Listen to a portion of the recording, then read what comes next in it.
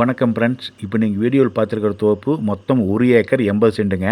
இந்த 1 ஏக்கர் 80 சென்ட்டுமே பார்த்தீங்கன்னா எல்லாமே சின்ன வயசு நாட்டு மரம் தான். காப்பெல்லாம் நல்லா இருக்குது. இதில் பார்த்தீங்கன்னா வாட்டர் சோர்ஸ்ட்டு ஒரு போர்வெல் இருக்குதுங்க. 5 HP ஃப்ரீ சர்வீஸு. அப்படியே டைரெக்டாக பாய்ச்சிட்டு இருக்கிறாங்க.